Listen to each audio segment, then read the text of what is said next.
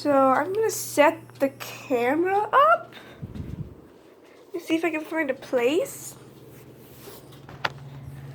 Right here would be good. Remove my pink stuff. Oops.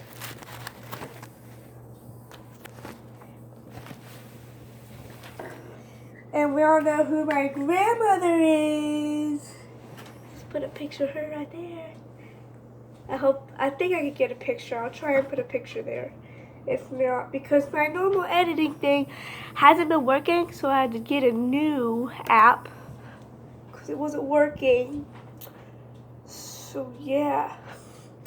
Comment down below what you're gonna be for Halloween. I don't celebrate it, I'm just saying, but I am gonna cosplay on my TikTok page of being 11 from Stranger Things, because I mean I don't have her hair, but I may put like a wig or something. I don't know, but I think tomorrow's Halloween. I think it's on the 30th, the 31st. I don't know. I'm just clearing my cat shade. Okay. Oh, I just wore this because it's creepy. Harper. Okay. I'm gonna try and walk with this on while I'm waiting. She won't be long. Yep. Yeah, I'm gonna take that off. Okay. So let me just go. I'm gonna go get 2 other pillows. But let me put this on pause while I'm waiting. Okay, I got the pillows. Let me set them up here. But I don't know if she wants another pillow. Or if she wants a pillow. But I think she does, because normally she doesn't use pillows, but this time she probably will. There she is. You can't see her, but she'll be right here. Do you want an extra pillow? Hmm? Do you want a second pillow? Do it. Actually, I didn't know it because I said I didn't know she used to use them. Alright! So, wait for her to get in bed. So, because she's in her nightgown. Hey! Just hit my ankle. Ow! I'm a wreck. She got the power. Alright! Here we go! Okay. So let's just get her booty ready. If you have epilepsy, you might not want to watch this. Sorry, guys. Okay,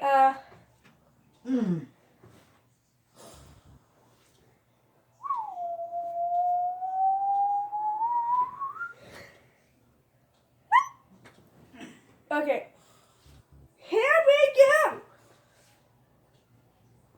Pull the sheet up first. Oh, forgot about that. Ooh. Okay.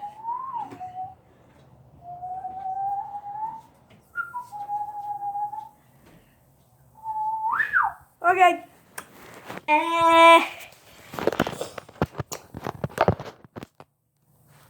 So if you don't know our names, hi, I'm Destiny, and this is my grandmother, Margie.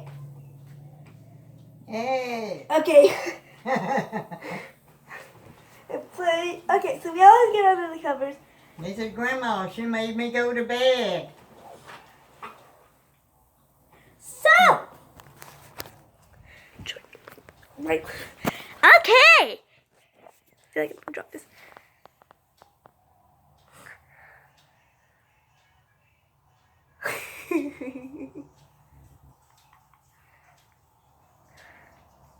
What? Hey, we just got through eating a good dinner, and now we're taking a break. She's going to tell me some scary stories. Aren't you? I guess so. I have one. At least one. Okay, fine. Okay. Oh, no.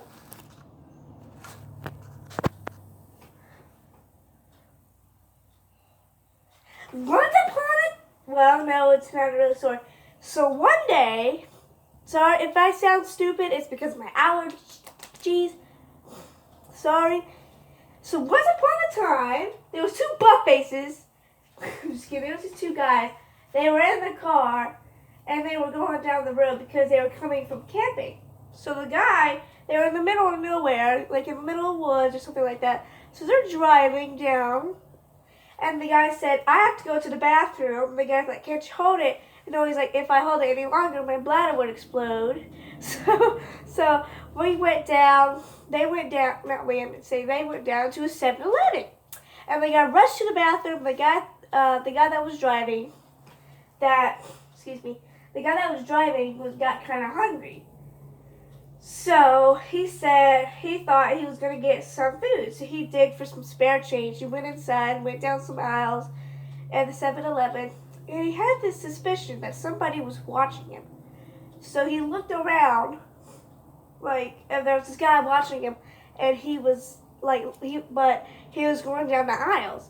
So then he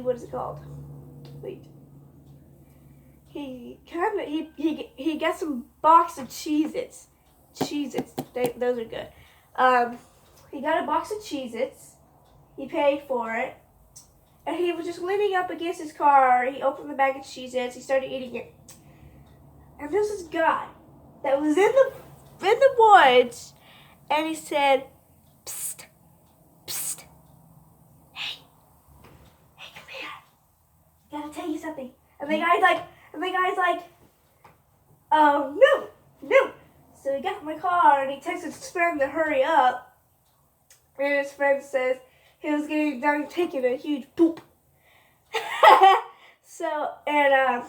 The guy got in the car, and the driver, the guy that experienced that, was shaking. He was just shaking like he was scared. He took off running, not running, but he took off driving fast, and never saw that guy again. The end!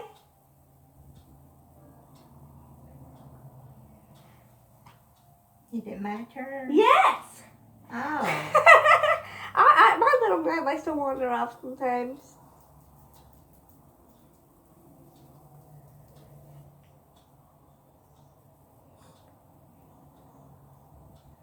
Well, one time there was this family. They were very poor. Didn't hardly have nothing. They didn't have no house to live in. They were just in the woods. Sometimes they'd find an old tent and put it up so they could sleep under it at night, or have a shade, get out of the rain. They were wandering around in the woods, didn't have nothing to do, and they come up on this cave. It's a big cave. So they decided, well, this will be a good place to live. We'll be out of the rain and the cold, and we could just live here. That was stupid! Have they ever heard of bears? Huh? Have they ever heard of bears? I guess not.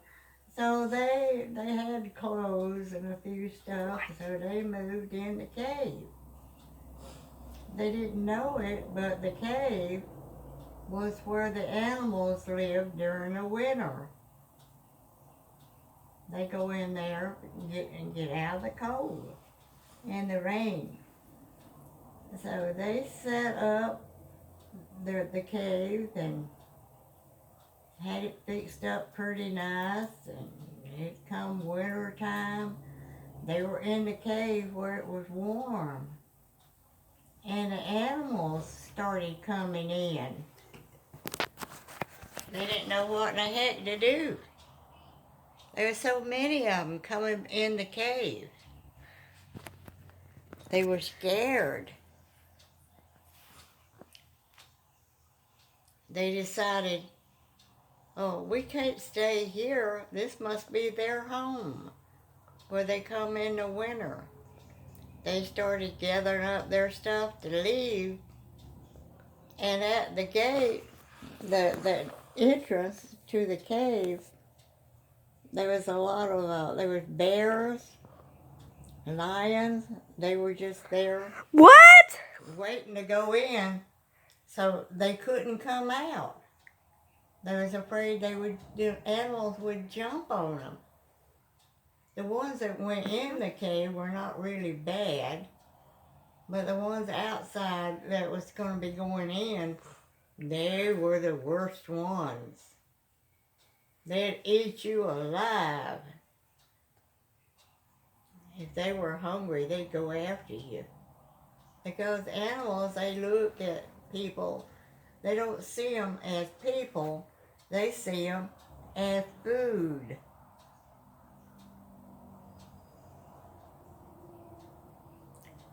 So they waited there at the entrance to the cave, waiting to see if them animals would move on out of the way so they could get out and run, leave that place. So one day when it wasn't really all that cold, the animals, they moved on. They were looking for food, and they run out of the cave, run far, far away.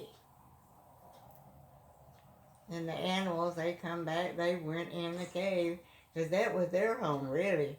They've been going there for a long time. And they come up on this road, and they decided, well, let's travel this road to see where it goes. So they walked for a long time on the road, and they came up on an old block building. It was just one room. It had a top on it. And they decided, well, we'll just stay here for a few days, and then we'll move on. We'll go find the town, and we'll move on.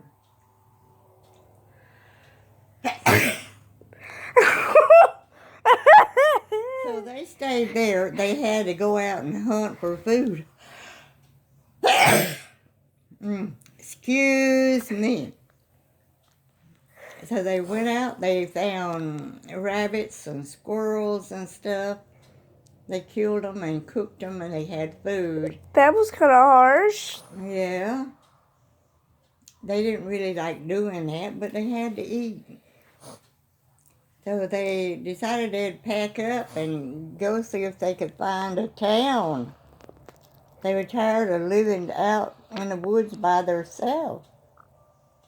So they went back down on the road, and they walked and walked and walked for miles. And finally, they come up on a house. There were people living there. And right on down the road, another house with people. And then pretty soon they came to a town. And they went to a church. And they talked to the pastor. They asked the pastor if they could help them find a place to live and maybe get a job. Because they were tired of living in the woods. No neighbors, nobody to talk to but themselves. So he helped them find an old shack to live in, and it had furniture, like, bed and stove, a wood stove. They had to go out and get the wood, put it in the stove, and make a fire in it, and then they could cook. He also helped them get a job for people that had really nice homes. And, they hire people to do their yard work to keep it looking beautiful. So they were very happy. They were glad they found that place. And that night, they all got down on their knees, and they thanked God that they finally have a home. That was good. That wasn't scary, was it? No, but it was a good story. Yeah, God helped them That was come out of that. It was just a big old jungle, a wilderness. I don't know how they got lost in there, but they did. It happens. And it took a long time for them to find their way out. I got a story. Okay. So, let me put this back here now. So, one day, there were these girls that were like, they were traveling and stuff like that. So they were in the woods. And the night started to come, the sun was going down, and the moon was coming up. So, the girls were walking, and they heard somebody or something step on a twig. And they looked back, and there was these bushes, but nothing was there. So they just looked, and they said, we should look in the bushes to see if there's anybody in there. But this girl named Linda said she was country, and she said, don't look in there. She said, don't look in there. Like that. And they're like, there's nothing in there, probably, let's just look. So they looked. There was nothing there. Their prediction was right. But, like maybe about 10 minutes later, they heard somebody roaring, like roar or something like that. And they started to run. But one of the girls tripped on a little pebble. And she fell, and right before she got up, her eyebrows were gone. Her eyebrows were gone. Oh. And then, there was nobody there, so she looked up, and the country girl said, run, Linda. So, and the next day, they all fell, or their eyebrows were gone. They just he put his thing there, and he just touched it away. So guess what the monster's name is? Eyebrow collar stealer to the night. Why, yeah. I know it's not really that scary, but I don't know, because your story was good. I can't really tell spooky stories, but that was one of them.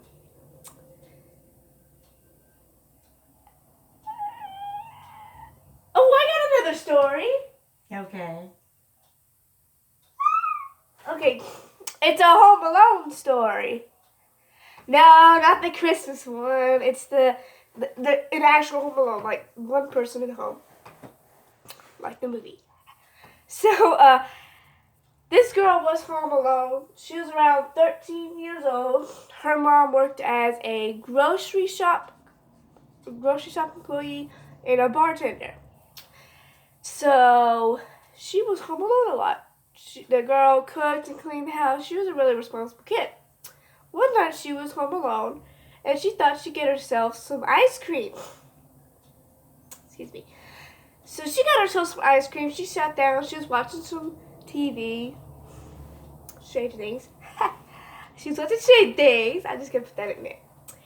And she heard somebody knocking on her door. And she got up, of course. And there was this man standing there. He was balding. He had bags under his eyes like he never slept. He had his glasses on. He had a little mustache, go like that. He was old. And he said, hello, is your parents here? She said, no, which that was a stupid idea when she said no, because she could have said her parents were there. But they weren't. Her parent was there, so they weren't. And the guy said, oh, you're all alone, huh? And that's kind of a stupid thing to ask a kid if they're home alone. But she said yeah, she's home alone. And he said, I just wanted to check. Well, he didn't say that yet. He said, well, all right. Well, I'm just making sure you're okay. I'll come back later. Tomorrow. And he said, don't get into any trouble. She said, okay. And she shut the door. I don't know. She locked it. She shut the door and she locked it.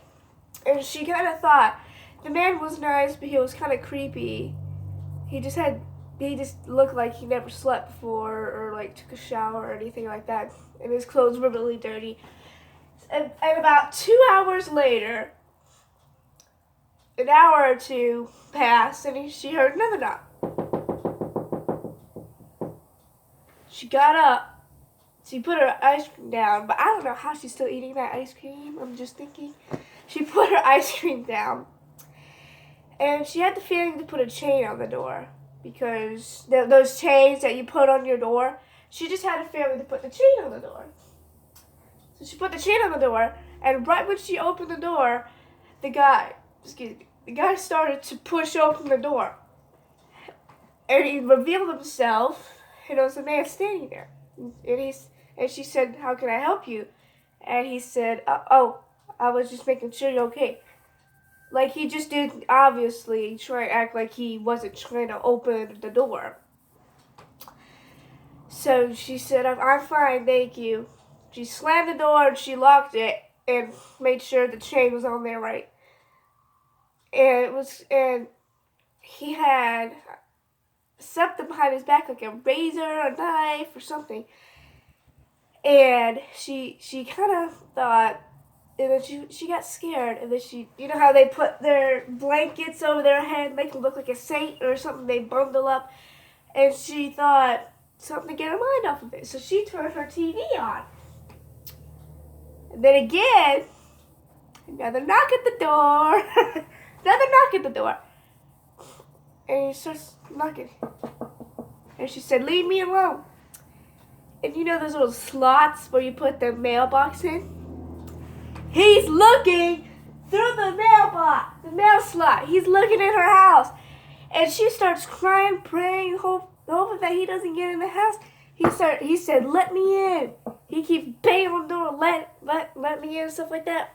Finally, after maybe a few minutes of knocking, or a little bit of knocking, he gave up. Eventually he gave up and left.